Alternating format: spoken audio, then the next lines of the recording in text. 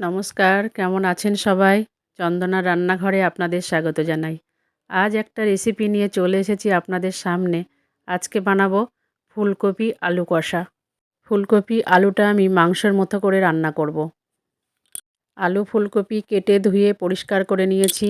কড়াই বসিয়ে দিলাম, কড়াই গরম হয়ে গেছে। এবার আমি আলুগুলো ভেজে নিলাম আলাদা করে। আবারও কড়াই বসিয়ে দিলাম, কড়াই গরম হয়ে গেছে।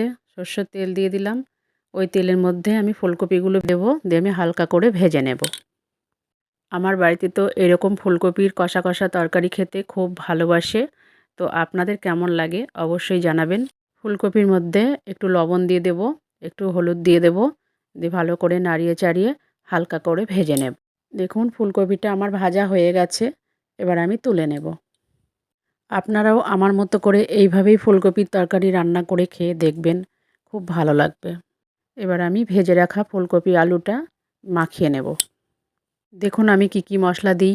3-4টে কাঁচা লঙ্কা চেরা, পেঁয়াজ কুচি, রসুন কুচি, 1 ইঞ্চি পরিমাণ আদা বেটে দিলাম, একটা টমেটো কুচি করে দিলাম, 1 চামচ হলুদ, লঙ্কার গুঁড়ো, জিরের গুঁড়ো, ধনের গুঁড়ো, গরম মশলার গুঁড়ো সব একসঙ্গে দিয়ে একটু লবণ দিয়ে দেব, কাঁচা তেল দিয়ে দেব, দিয়ে সব একসঙ্গে মাখিয়ে নেব। আবারও কড়াই বসিয়ে দিলাম, কড়াই গরম হয়ে গেছে। কড়াইয়ে সরষের তেল দিয়ে দিলাম। ওই তেলের মধ্যে 1 চামচ পাঁচফোড়ন, শুকনো লঙ্কা, তেজপাতা দিয়ে দেব। দিয়ে ওটাকে একটু খুব ভালো করে ভেজে নেব। এগুলো আমার ভাজা হয়ে গেছে।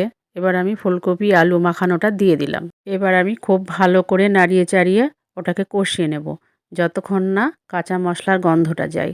এবার আমি খুব ভালো করে নাড়িয়ে চাড়িয়ে 5 মিনিট ঢাকা দিয়ে দেব।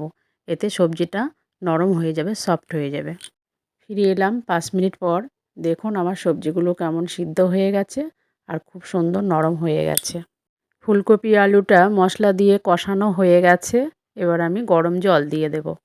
আবারও খুব ভালো করে নেড়ে চেড়ে আমি ঢাকা দিয়ে রাখবো। তরকারিটা আমার সিদ্ধ হয়ে গেছে। এবার আমি নামিয়ে নেব।